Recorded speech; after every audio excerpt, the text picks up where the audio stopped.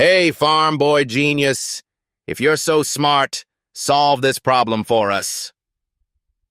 The words fell into the classroom like a stone into still water.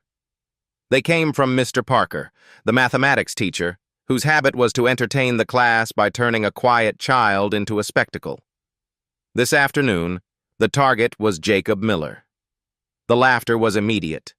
Desks shook, elbows nudged, and voices whispered the same cruel joke. The cow herder, the plowboy, the one with mud on his boots. What could he possibly know about mathematics? Jacob rose slowly. His boots were worn, the leather cracked from too many miles between the farmhouse and the school. His jacket smelled faintly of hay. He did not look like a scholar. He looked like the son of the soil, a boy built more for the weight of a bucket than the weight of an idea. Yet he walked to the front without a word. On the board glared a single sentence, chalked in white against the green surface. It was not an ordinary exercise, not a problem to be solved in an afternoon. It was a famous riddle of mathematics, older than anyone in the room. To the students, it might as well have been a mountain cliff. Smooth, sheer, unclimbable. That was precisely why Parker had chosen it. He expected Jacob to stumble, to freeze, to be swallowed in the laughter of his classmates. Jacob lifted the chalk. It felt strange in his hand, fragile, brittle, unlike the tools of the farm he knew so well. He stood still, eyes on the problem. Behind him came a low chuckle, then another.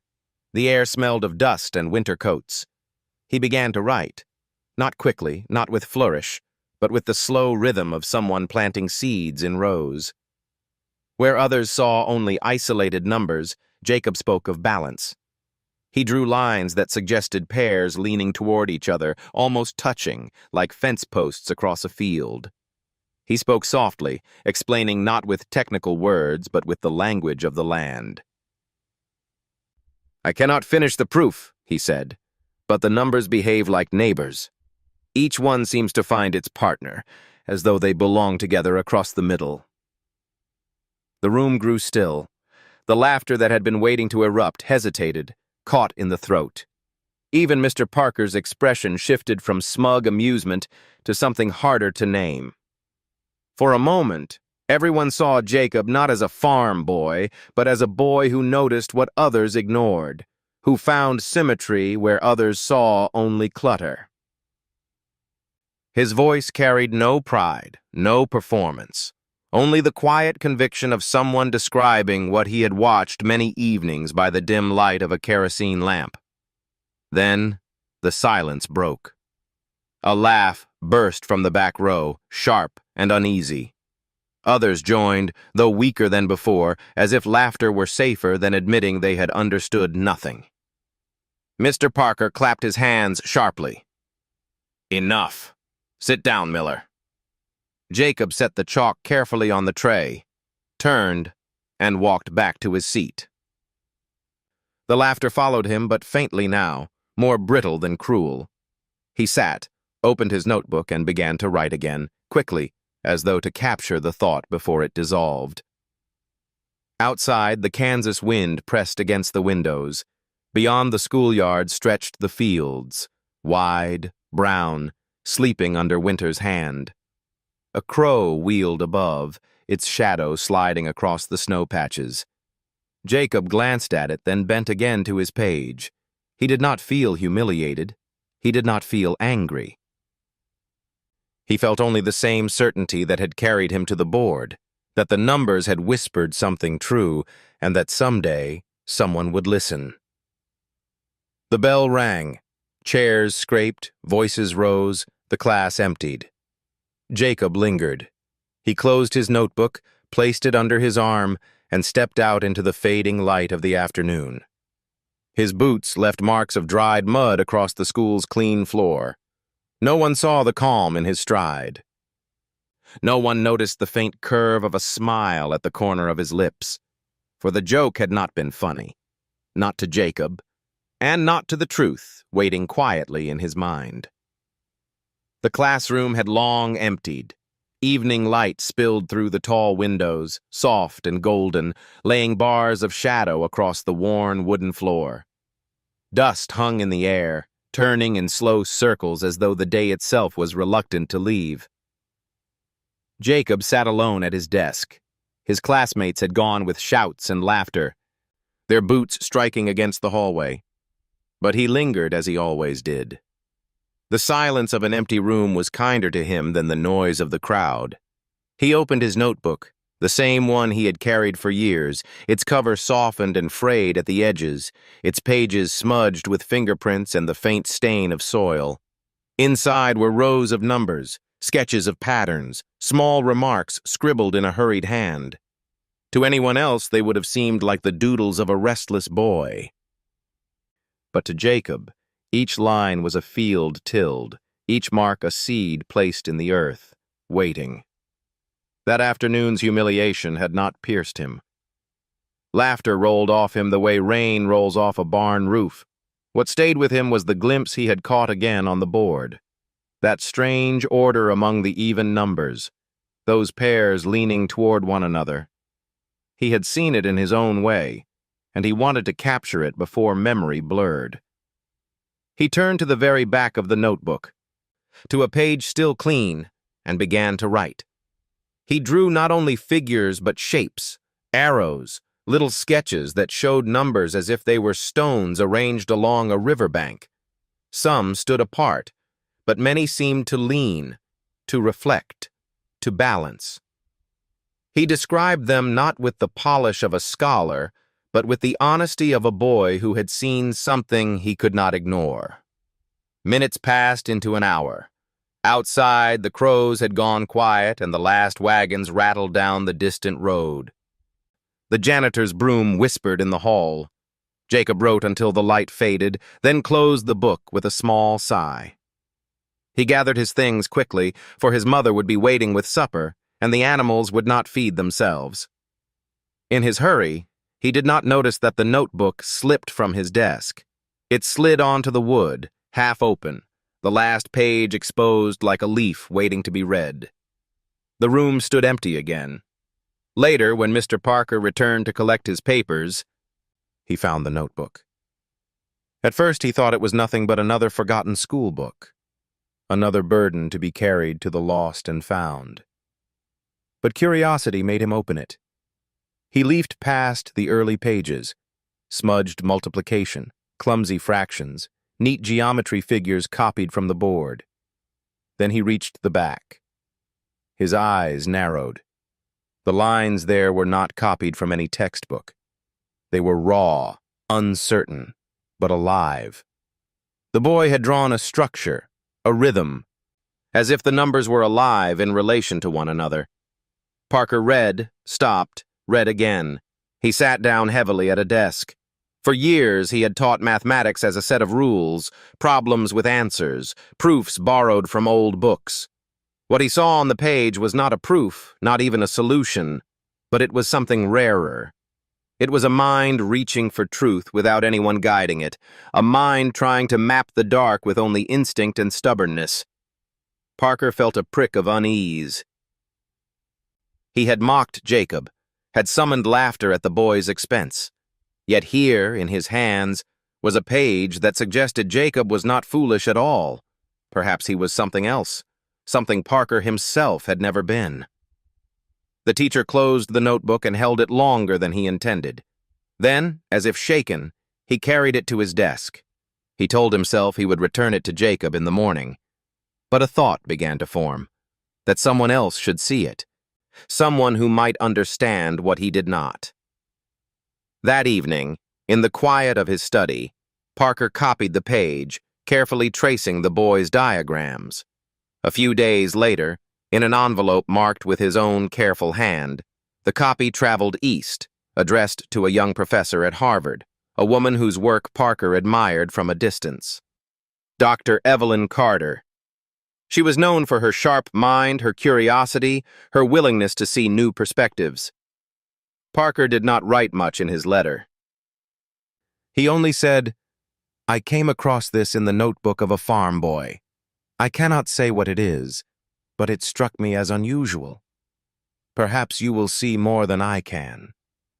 And so, by chance, by forgetfulness, by the quiet accident of a page left behind, the life of Jacob Miller took its first unseen step beyond the dusty Kansas schoolhouse, toward a world he had never imagined. Jacob, meanwhile, walked home through the twilight unaware. His boots struck the frozen earth, his breath rose in small clouds, and the last light of day brushed the fields in gold. At home, his mother waited by the stove and his brothers called from the barn. He set his school books on the shelf without noticing what was missing. One page, one notebook, forgotten in a classroom. Yet already, it had begun to travel farther than Jacob had ever dreamed. The train rattled eastward for 2 days, across plains that slowly gave way to forests, then hills, then the clustered shapes of towns and cities. Jacob had never traveled so far from Kansas. Through the smudged window he watched the changing landscapes with the quiet wonder of someone who had known only fields and wide skies. Each mile carried him farther from the familiar smell of tilled earth and the lowing of cattle, deeper into a country that seemed to grow more complicated with every passing station. When he finally stepped down at the station in Cambridge, Massachusetts, he felt as though he had entered another world. The air was damp and smelled faintly of salt from the nearby sea.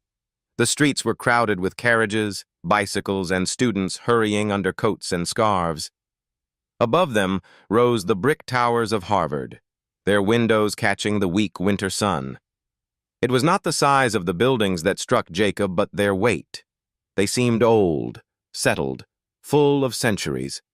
The stones themselves appeared to hold knowledge, as though each brick had listened to generations of debates and carried the echo of voices long gone. To Jacob, who had grown up in a farmhouse where the roof leaked when it rained, these walls felt unyielding, almost suspicious of him. He approached the main gate, his boots leaving a trail of dust on the clean walkway. A guard stepped forward, frowning at the sight of the boy in worn clothes and a coat that smelled faintly of hay. "Where do you think you're going, son?" the guard asked. Jacob held out the letter he had been given, written in neat script on Harvard stationery. The man took it, read it, and raised an eyebrow. "You're here to observe a lecture," he said, disbelief heavy in his tone. "In those boots." Before Jacob could answer, a group of students passed by. One of them laughed and muttered loudly enough for Jacob to hear. "A boy from the fields doesn't belong here." The words stung, not because Jacob believed them, but because they echoed what he had heard all his life. Still, he did not respond. He simply shifted the strap of his worn satchel on his shoulder and waited. The guard, after another long look, sighed and stepped aside. Inside, the campus unfolded like a city within a city. Red brick buildings lined green lawns now brittle with frost. Students hurried between classes, books tucked under their arms, their voices carrying fragments of Latin phrases and philosophical arguments. Jacob moved among them like a ghost, unnoticed, except when someone's eyes caught on his boots, his coat, his silence. Dr. Evelyn Carter met him outside a lecture hall. She was younger than Jacob expected, with sharp eyes and a brisk step. She shook his hand firmly, as though testing his resolve. "You're the boy from Kansas," she said, not unkindly. "I'm told you have a way of seeing numbers differently. Today you'll observe. Nothing more. Sit at the back, keep quiet, and watch." Jacob nodded. He had no intention of doing otherwise. Inside, the lecture hall rose steeply, rows of polished benches climbing toward high windows. At the front stood a vast blackboard, already crowded with chalk lines. Students filled the seats, their coats draped over the backs of chairs, their pens scratching against paper. Jacob slipped into the very last row. He opened his notebook, the replacement for the one he had lost, and held his pencil ready. When the lecture began, he bent over the page, his hand moving quickly, almost urgently.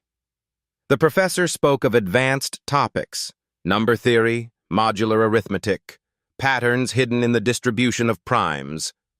Jacob's pencil raced faster than the words, as if his hand were chasing something the professor himself had not yet caught. Where others struggled to follow, Jacob leapt ahead, sketching small diagrams, drawing connections, circling patterns. Evelyn, seated near the front, noticed the boy in the back row. At first, she expected him to be lost, bewildered by the speed of the lecture. But when she turned discreetly, she saw his concentration, the quick motion of his hand, the furrow of his brow. It was not the look of someone overwhelmed. It was the look of someone already walking a path while others stumbled to keep up.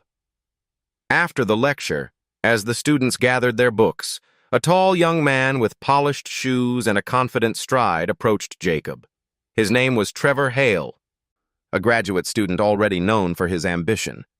He looked at Jacob's notebook with a smirk. "Taking notes, farm boy?" he asked. "Do you even understand half of what was said?" Jacob met his gaze briefly, then looked back at his page. "Enough," he said simply.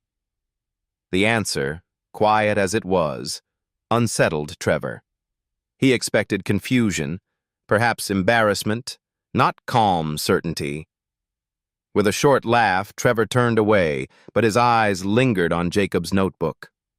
As the hall emptied, Evelyn approached Jacob. "What did you hear today?" she asked. Jacob hesitated. Then, with the same simplicity he had shown back in Kansas, he explained. He spoke of the lecture not as a list of facts, but as a landscape, where patterns rose like hills and rivers bent around hidden stones. His words were not polished, but they carried clarity. Evelyn listened, her curiosity deepening. She had not expected this. The page Mr. Parker had sent her was not an accident. The boy's mind was unusual, perhaps dangerously so. Not trained, not disciplined, but reaching with a kind of instinct that defied the usual path of education. "Keep your notes," she told him. "Write everything you see, even if you think it makes no sense. Sometimes the things that seem senseless at first are the ones that matter most." Jacob nodded.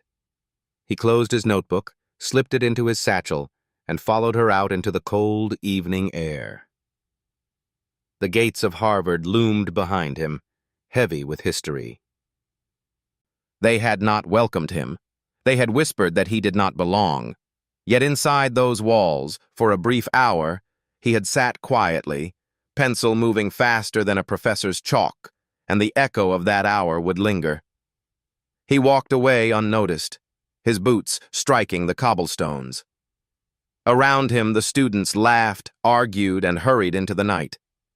But Jacob carried something none of them had, the strange, unshakable certainty that the world of numbers was not closed to him. He did not know yet how much that certainty would cost.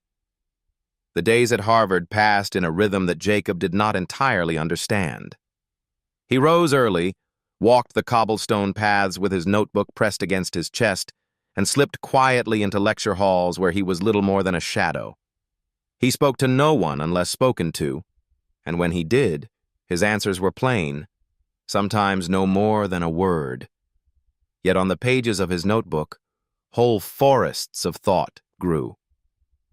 He wrote late into the night in the small room they had given him, a room with thin walls and a narrow bed.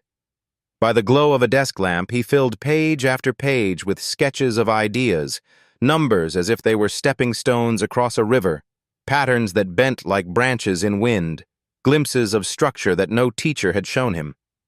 It was during one of those nights when Jacob left his notebook open on the desk to fetch water from the hall that Trevor Hale happened by.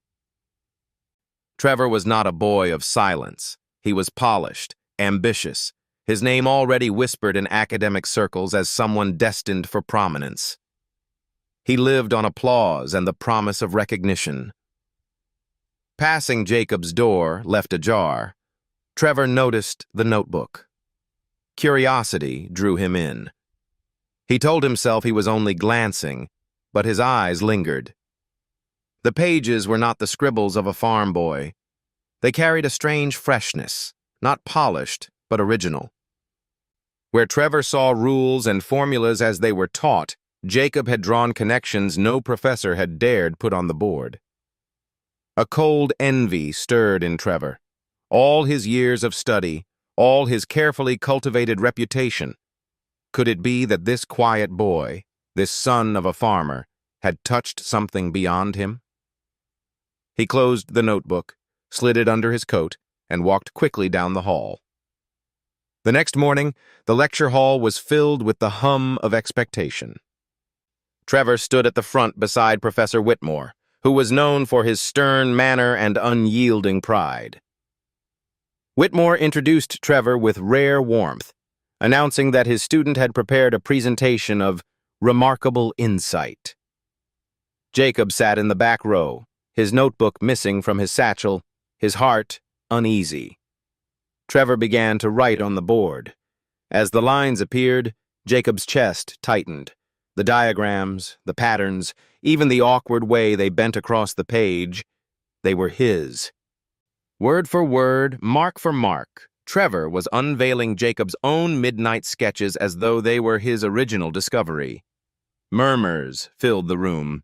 Heads bent toward one another, impressed. Whitmore nodded with satisfaction, as though his own greatness had been confirmed through his student. Jacob's hands trembled on the edge of his desk. He wanted to speak, but the words caught in his throat. He imagined himself standing, pointing, accusing. But who would believe him? A boy in muddy boots against a polished graduate student under the wing of a professor.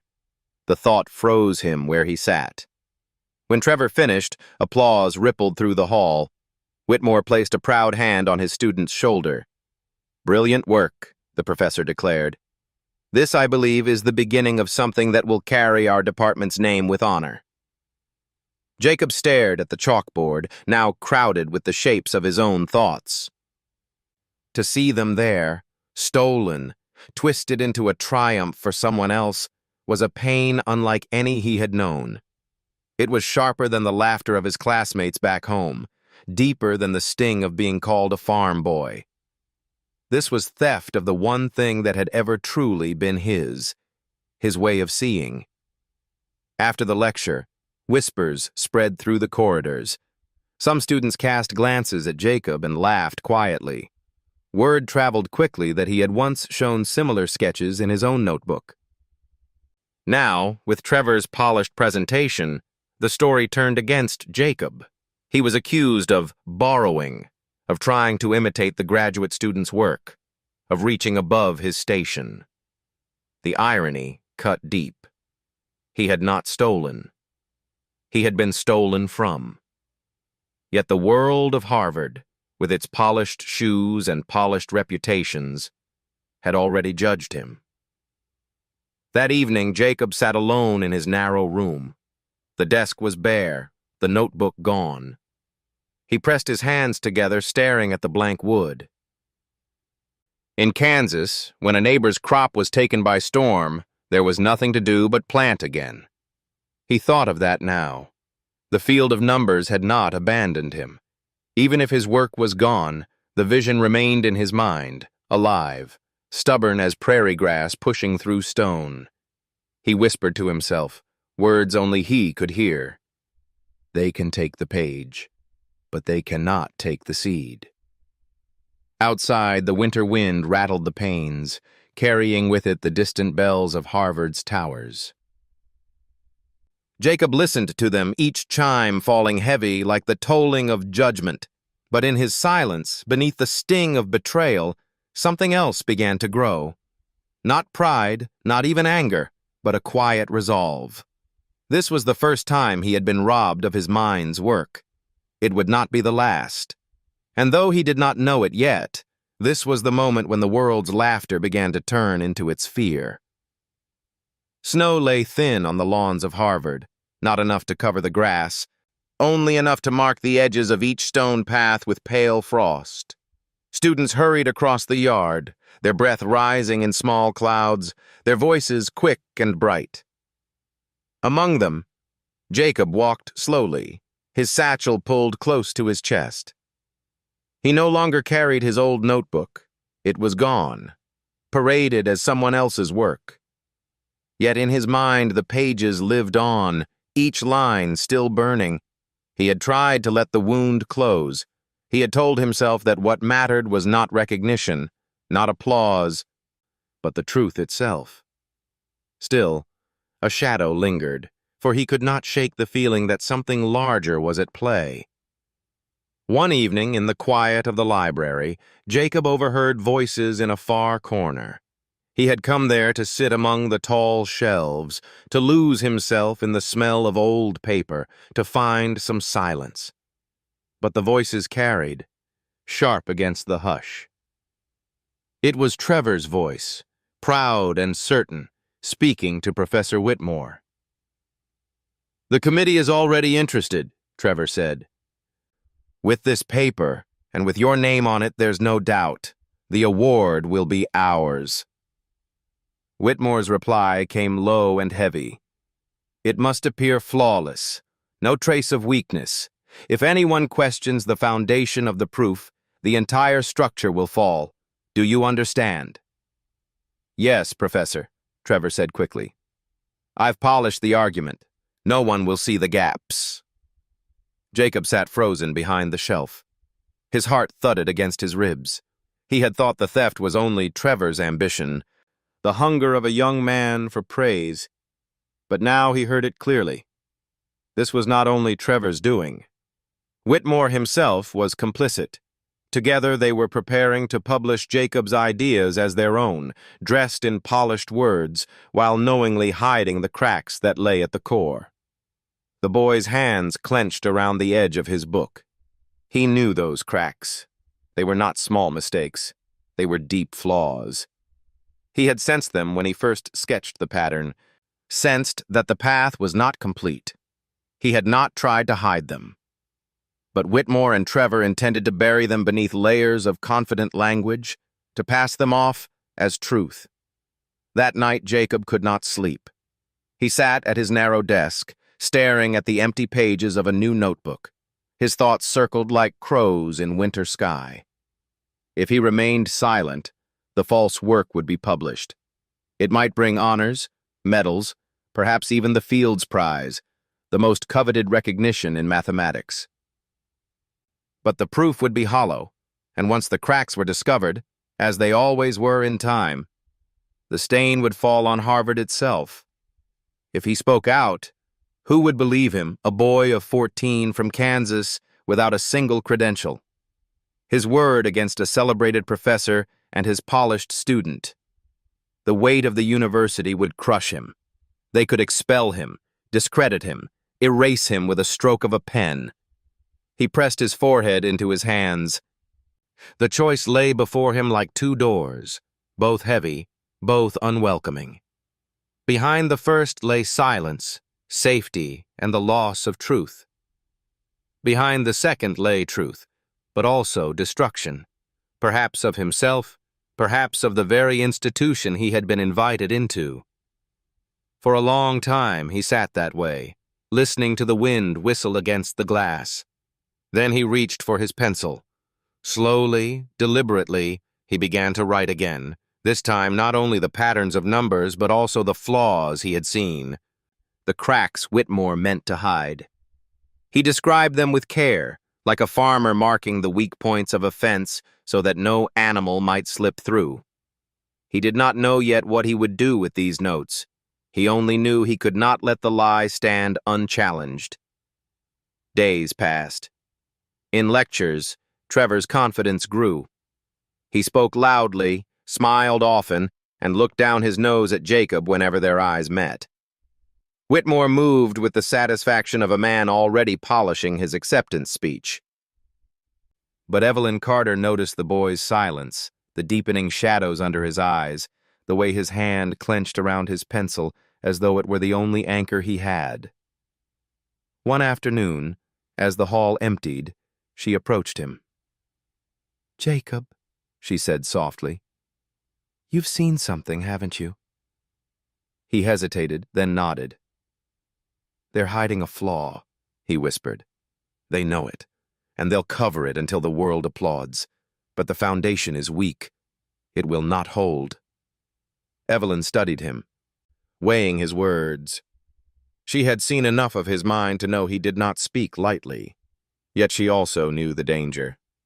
To accuse Whitmore was to challenge not a man, but an entire edifice of power. "You must be careful," she said. "The truth is not always welcome in these halls." Jacob lowered his eyes. "The truth doesn't ask to be welcome. It only asks to be spoken." In that moment, Evelyn felt both fear and admiration. The boy was too young to carry such a burden, yet already the weight was on his shoulders. She reached out and rested a hand lightly on his arm.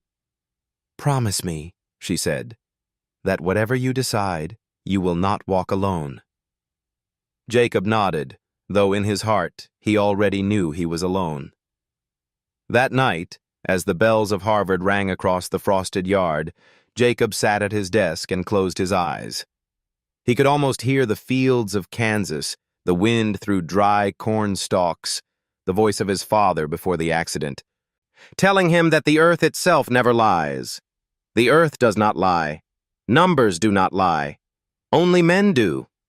And so, though he trembled, Jacob made his choice. He would not let the lie stand. Winter deepened. Snow thickened over the lawns, covering the old bricks and the bare trees. The lamps of Harvard Yard glowed against the long nights, their halos dim in the mist. Inside the libraries and faculty halls, voices carried on in low tones, the kind that seemed always to exclude the boy from Kansas. Jacob walked among them like a shadow. He still filled pages with notes, though now he kept them locked in his satchel, never left behind, never open on a desk where prying eyes might wander. Yet a heaviness grew around him, a sense that whispers followed wherever he stepped. The truth came to Evelyn Carter first. One evening she returned to her office to find an envelope slipped under her door. There was no name on it, only her own typed neatly across the front.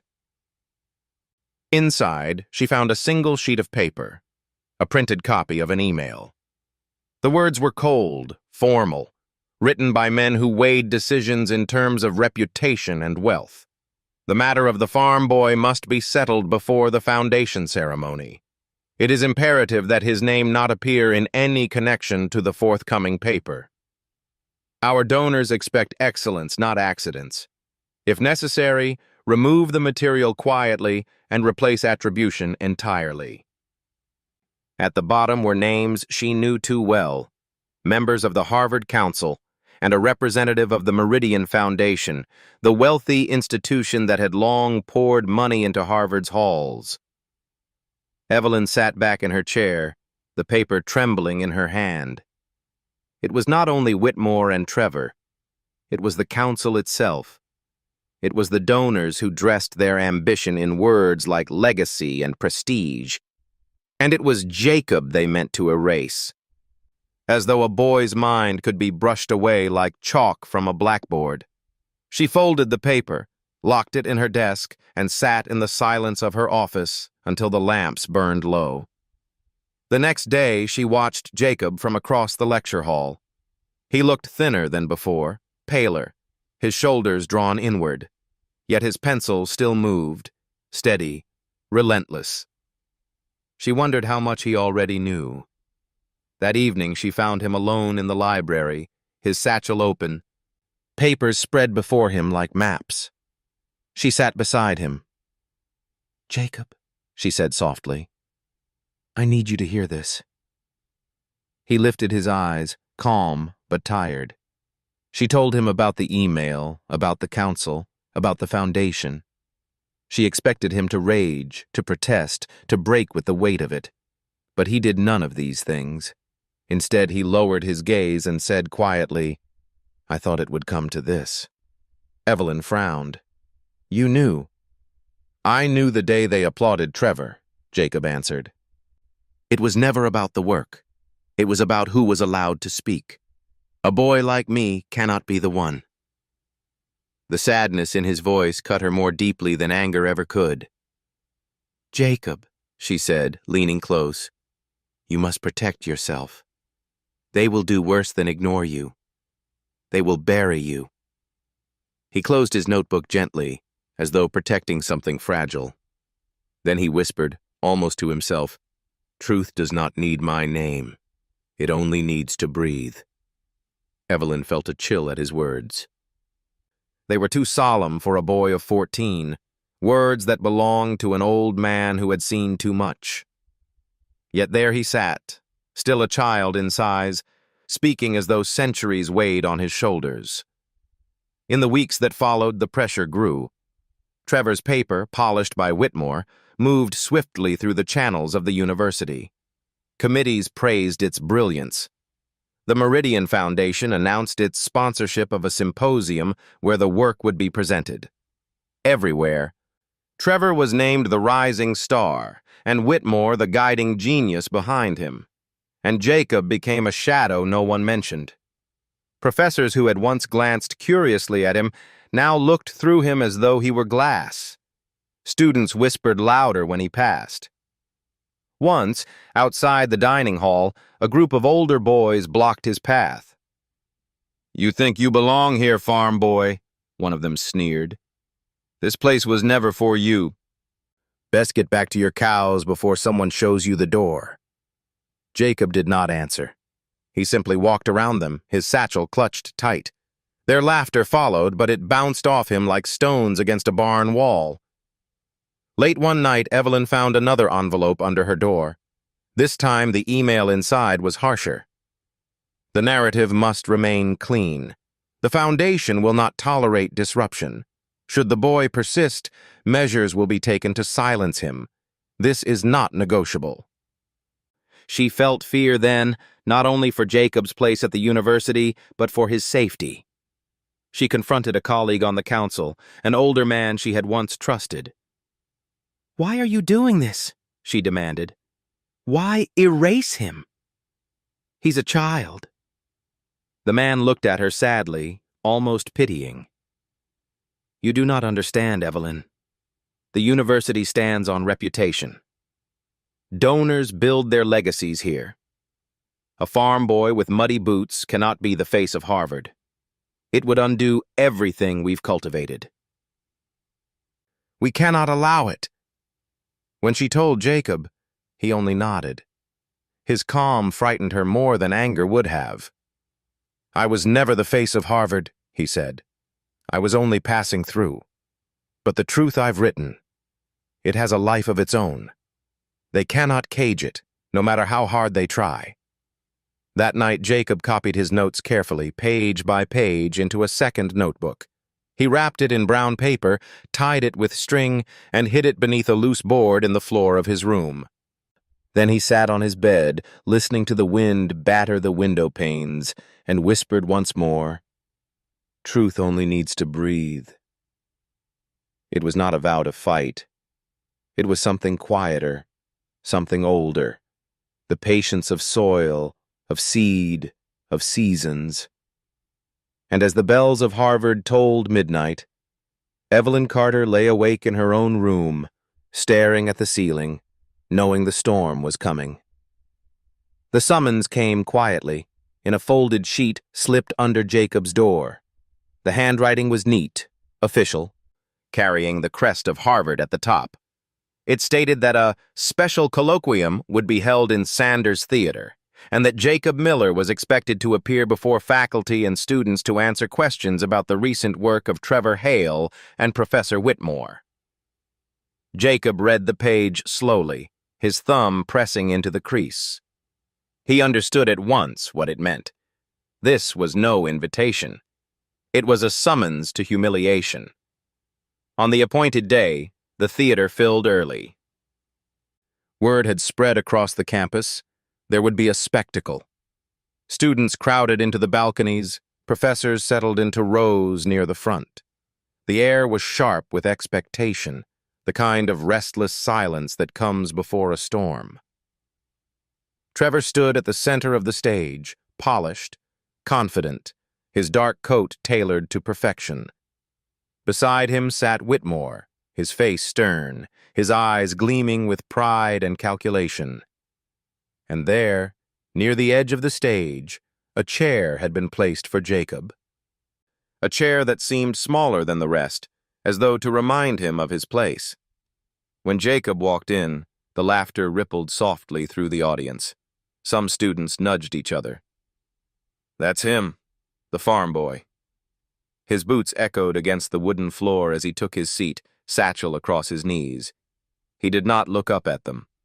The dean opened the session with formal words about academic integrity, about the responsibility of scholars to prove themselves in open discourse.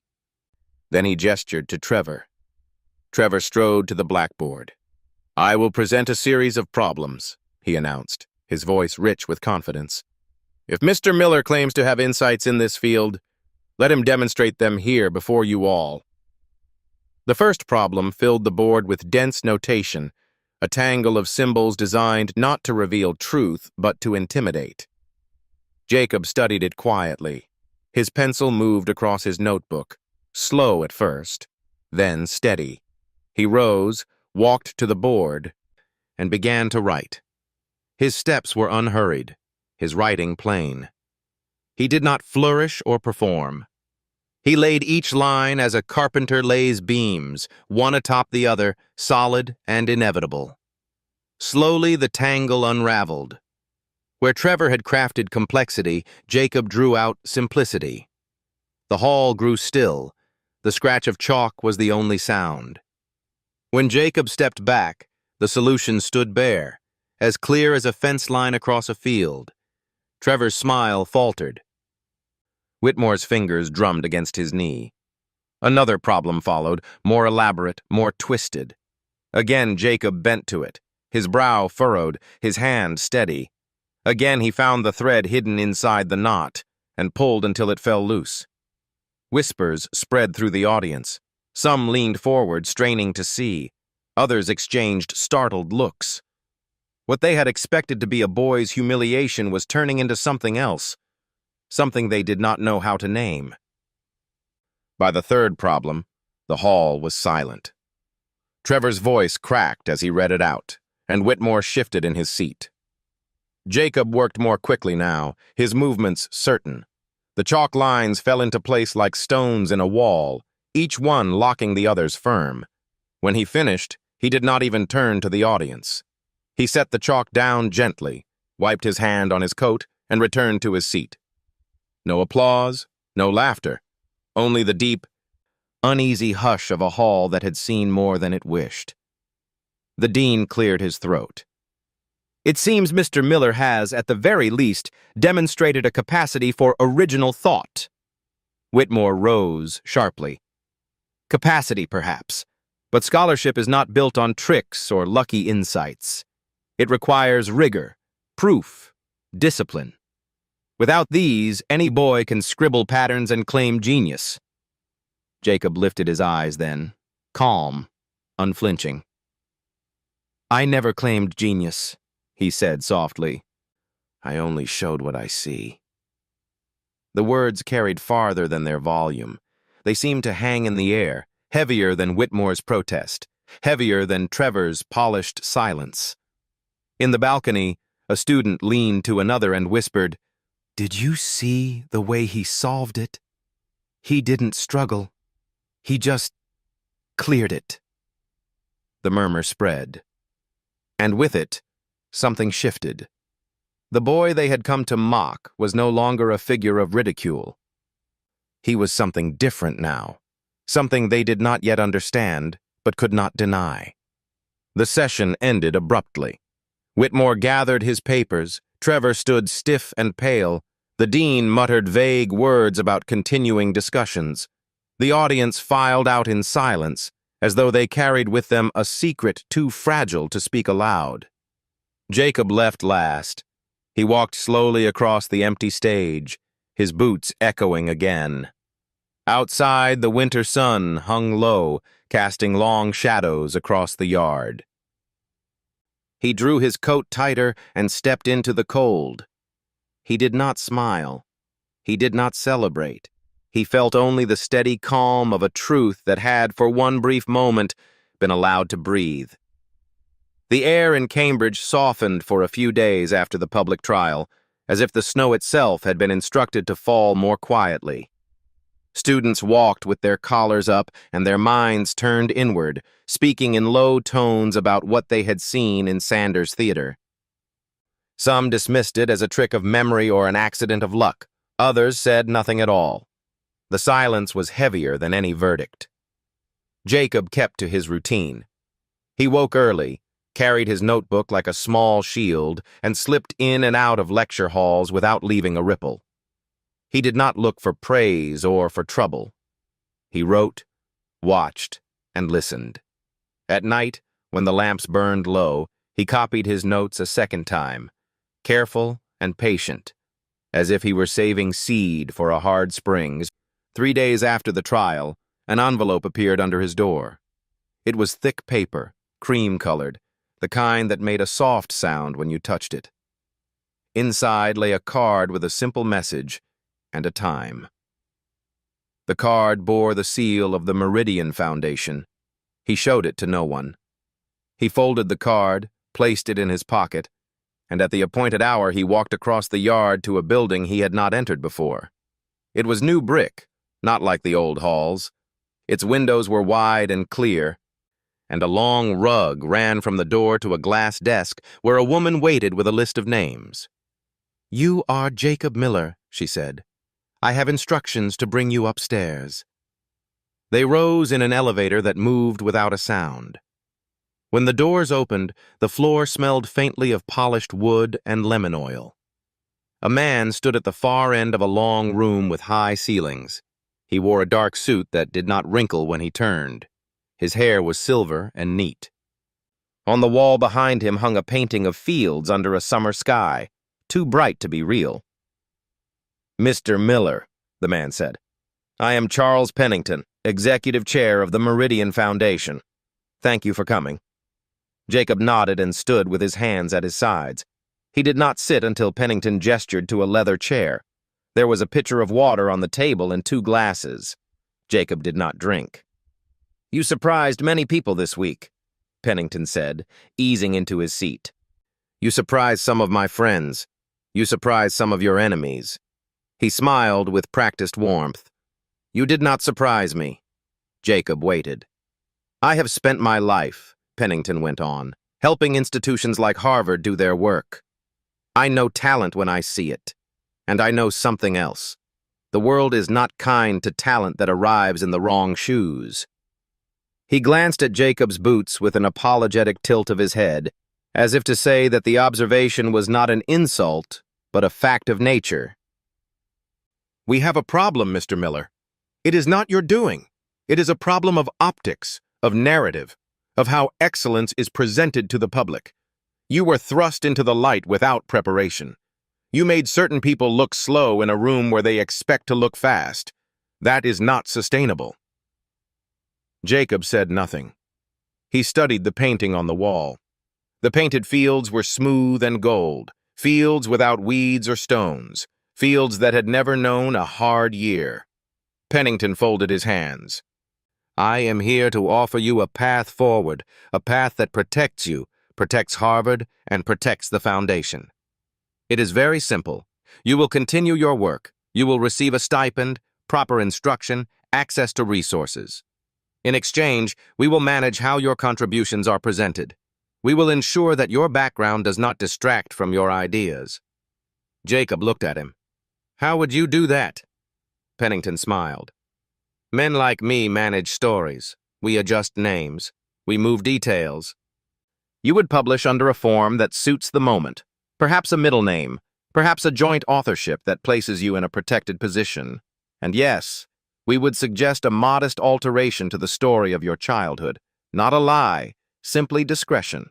There is no need to parade your family's hardships in front of donors and committees. In the long run, you will thank us." Jacob thought of his mother in the farmhouse kitchen, hands reddened by winter water. He thought of his father's hat hanging on a nail years after the accident, never moved, as if the right day might come and call him back. He felt the room grow smaller, as if the air itself were learning how to hold its breath. "I am Jacob Miller," he said at last, and heard his voice in the quiet room. "Son of a farmer." Pennington's smile did not falter. "Of course you are, and that will always be true in your heart. But the world does not require the full detail of a biography to admire a mind. We propose a modest mask, a clean frame. We will open doors for you that would otherwise remain closed forever. Think of what you could do with proper guidance." Jacob shook his head slowly. "I do not need a new name." Pennington leaned back and regarded him with patient interest, the way a collector studies a stubborn piece that refuses to fit a shelf. "Mr. Miller, names are tools. They can protect. They can open. They can allow work to travel farther than a bare truth will permit. We wish to protect you from the ugliness that follows public attention. You wish to protect the story you are already telling," Jacob said. Pennington's eyes cooled a degree. "What story is that? That genius belongs to a certain kind of shoe." The silence that followed was thin and sharp. Pennington tapped one finger against the arm of his chair. "You are young, Mr. Miller. Youth confuses honesty with blunt force. You believe the truth on its own is enough. It never has been. It requires presentation. It requires a steady hand."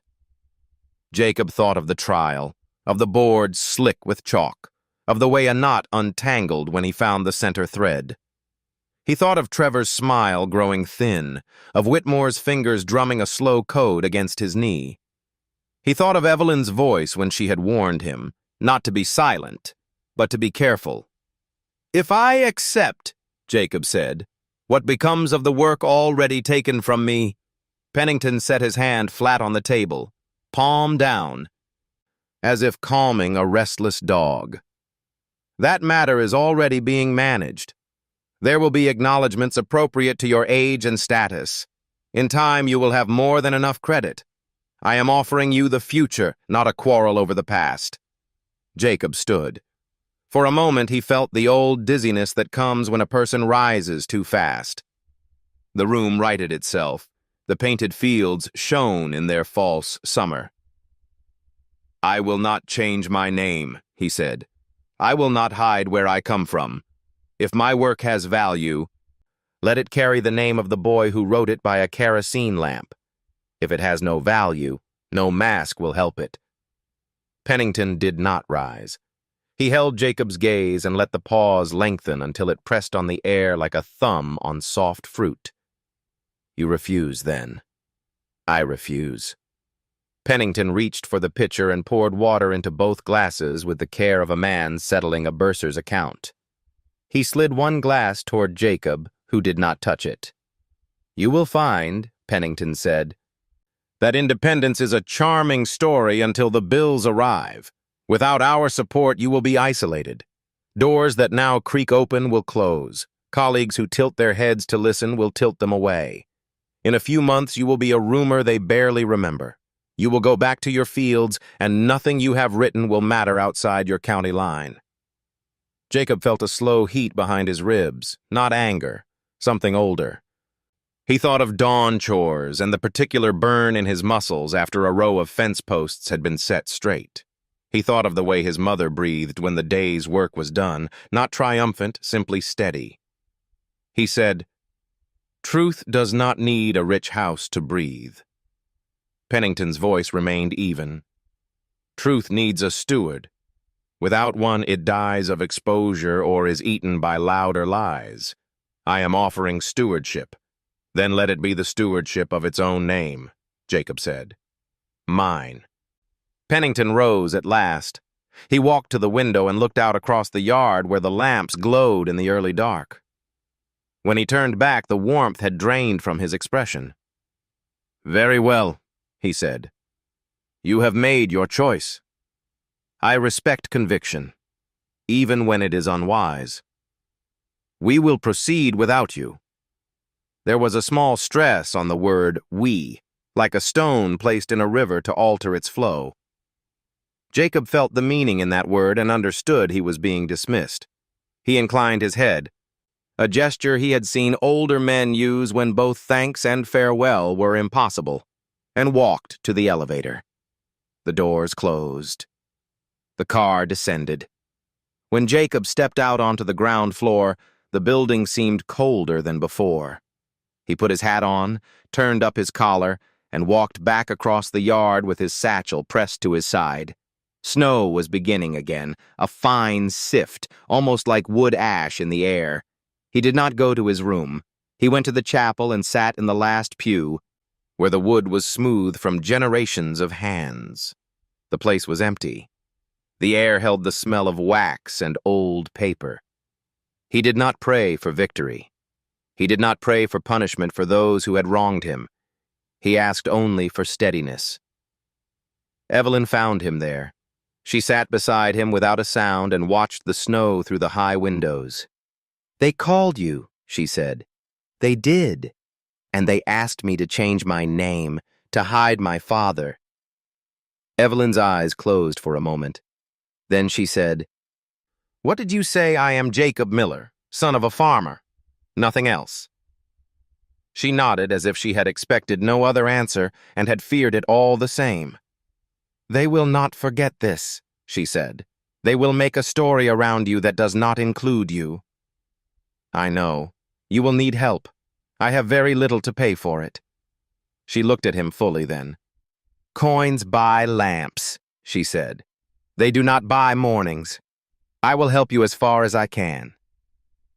He did not thank her. They sat without speaking for a long minute, the kind of quiet that older people often keep between them when there is nothing useful left to say. Outside, the lamps glowed like small moons on the snow. In the days that followed, the foundation's hand grew visible in subtle ways. A seminar Jacob had been told he could attend was suddenly full. A graduate assistant who had promised to share notes found his schedule too crowded. A librarian who had smiled at him last week now pretended not to see him. No one said his name in meetings. They said the boy, as if a name were a luxury too expensive to waste. Treasures were confirmed for Trevor. Invitations thickened. His photograph appeared on a flyer for the coming symposium, his profile trimmed of edges, his smile like a blade polished to shine. Whitmore walked the corridors with a light step. In the faculty lounge, men who held endowments in their palms spoke about the health of the department as if they had watered it themselves. Jacob's life narrowed to a thin path. He walked it without hurry, picking his steps like a man who knows the ground may fall away. Each night he copied his notes again. Sometimes his hand shook. Sometimes he stopped and pressed his palm flat on the page until the shaking settled. One evening, he returned to his room to find a package on his bed. Inside lay a new fountain pen and a single card. The card read, with the same steady hand as before, "Last Chance." The pen gleamed black and bright. He set it down and closed the lid of the box, not roughly, simply with care. The way a farmer closes a gate he does not intend to pass through. He sat at his desk and wrote with the old pencil he had carried from Kansas. Near midnight, he rose and pulled the loose board from the floor. He lifted out the wrapped notebook and held it in both hands. He thought of its journey if necessary, the road east or west, the hands that might take it up, the eyes that might see. He did not know yet how he would send it into the world. He only knew that he would not let it be dressed in another man's name. Before he slept, he folded the card from the package and slid it into the back of the notebook. The words "Last Chance" faced inward, toward the pages, where they could do no harm. In the morning, the snow had stopped. The yard lay still, bright under a hard sky. Jacob stepped out and felt the cold bite his face clean. He breathed once, deep, and watched the air leave him like smoke. He walked to class. He opened his notebook. He wrote what he saw. He did not look up when Trevor entered with his easy stride. He did not lift his head when Whitmore's shadow crossed the front row. He was a farm boy, after all, and he knew what to do when a storm has passed, but the ground is still heavy. You put your hands to the work. You set the next post in the next hole. You do not stop because the wind has been cruel. The warning had been given. He had heard it and walked past it. Somewhere beyond the gates, the foundation tightened its story and pulled its strings. Here at his small desk, in the quiet center of his own life, Jacob laid another line, then another, until a pattern appeared that no mask could own. The snow began to melt, and with it, the quiet that had held Jacob in its grip. The days lengthened, the bells of Harvard rang against softer skies. Yet for Jacob, the air grew no lighter. The foundation's silence was heavy as stone. Whitmore and Trevor stood taller with each passing week, praised in meetings, celebrated in newsletters, their names printed as though no shadow had ever fallen over them. Jacob knew then that the mask had been completed. He would not be allowed a voice. The story had been written without him, and his name had been folded away like a scrap of paper burned in a stove. One evening, when the campus was still and the lamplight along the paths was blurred by mist, Jacob made his decision. He opened his satchel and pulled out the notebook he had guarded with such care. The pages were worn, the edges smudged, but the lines within were alive. Alive with the vision that had come to him in the quiet nights of Kansas, under the flicker of a kerosene lamp. He sat at his desk, lit by a single bulb, and copied once more, but not for himself this time. He wrote slowly, carefully, as though placing seed in a furrow that stretched far beyond his own field. When the copy was done, he folded the pages, placed them in an envelope, and addressed it not to a professor, not to a council, not to the foundation, but to the wide, unseen world. He sent it to an open forum of mathematicians, a place where questions and discoveries traveled without titles, where names mattered less than the clarity of thought. He added no flourish, no claim of authorship, only his name, Jacob Miller, written in his plain hand at the bottom of the letter. Then he waited. At first, nothing.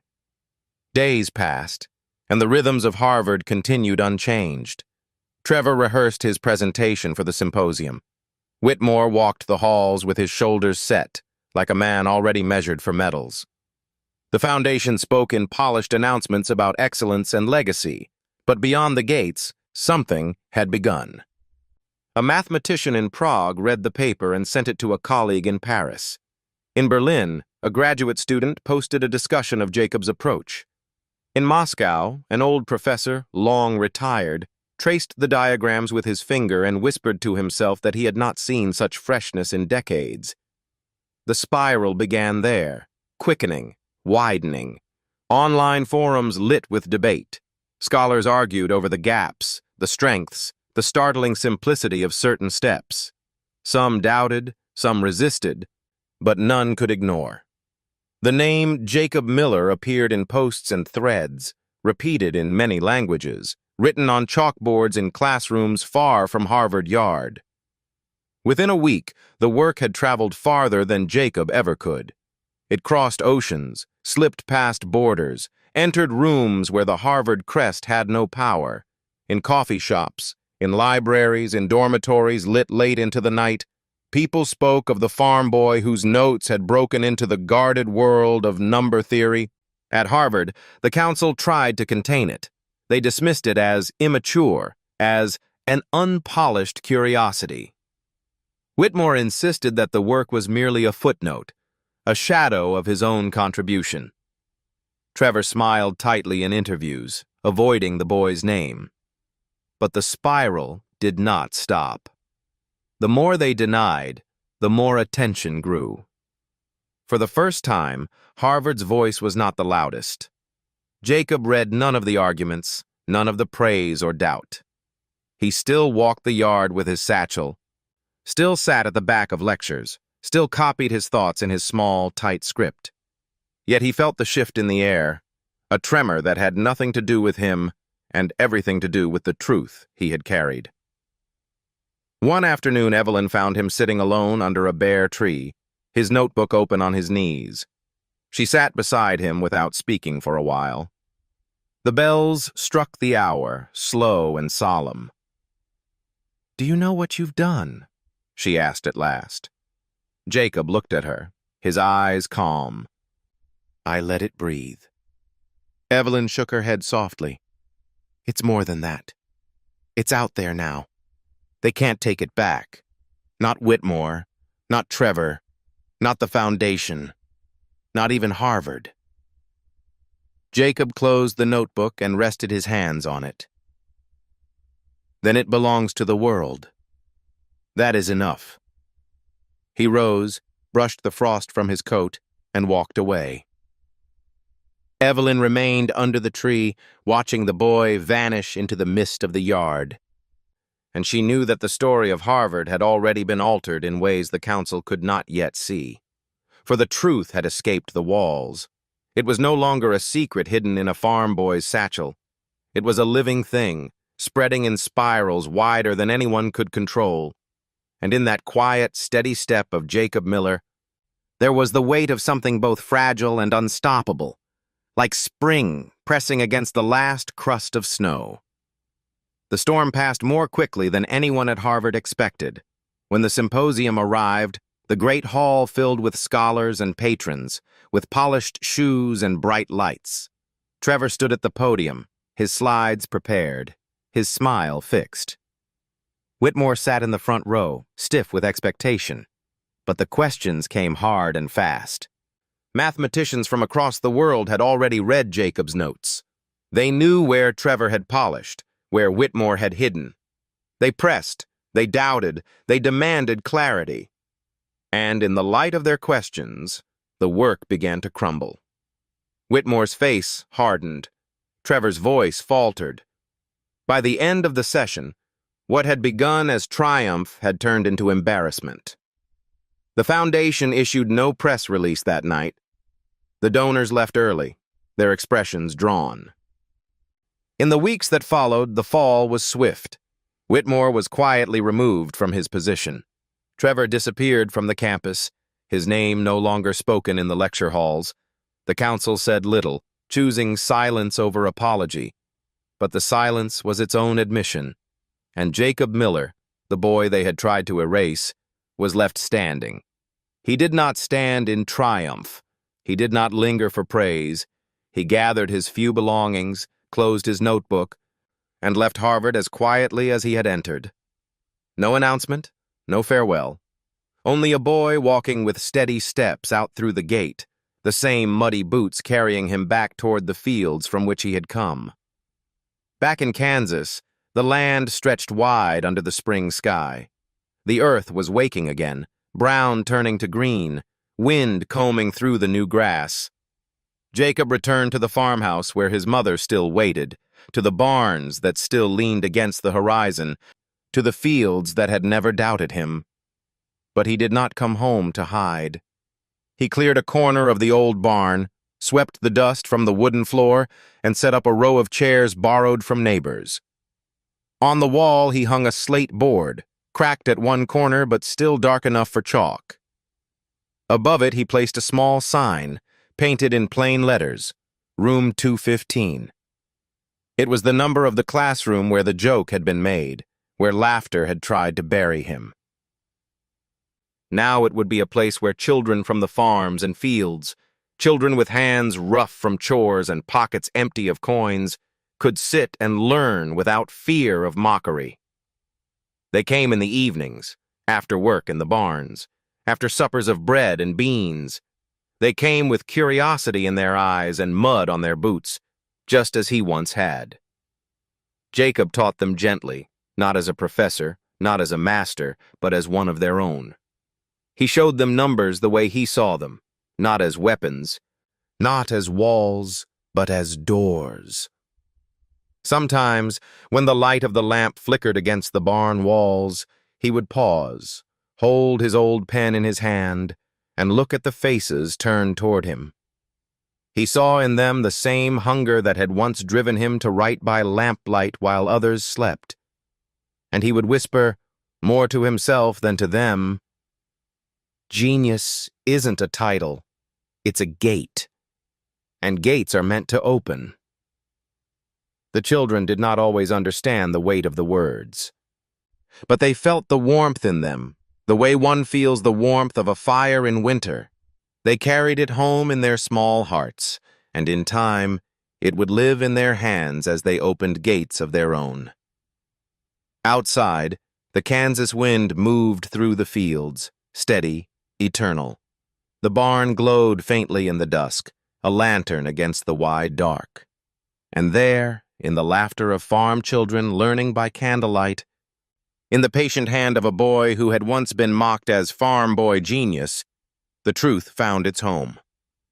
Not in Harvard's towers, not in the foundation's halls, but in a place where mud still clung to boots, where hands still knew the weight of earth, in room 215, where the gate stood open. Thank you for walking with me through the story of a farm boy who carried nothing but a notebook, muddy boots, and the courage to see truth as it was. If you have stayed until this final moment, know that your patience is a gift. Stories like these are not about speed or applause. They are about memory, about passing something gentle from one heart to another. Perhaps you saw yourself in Jacob, in his silence, in his persistence, in his quiet dignity.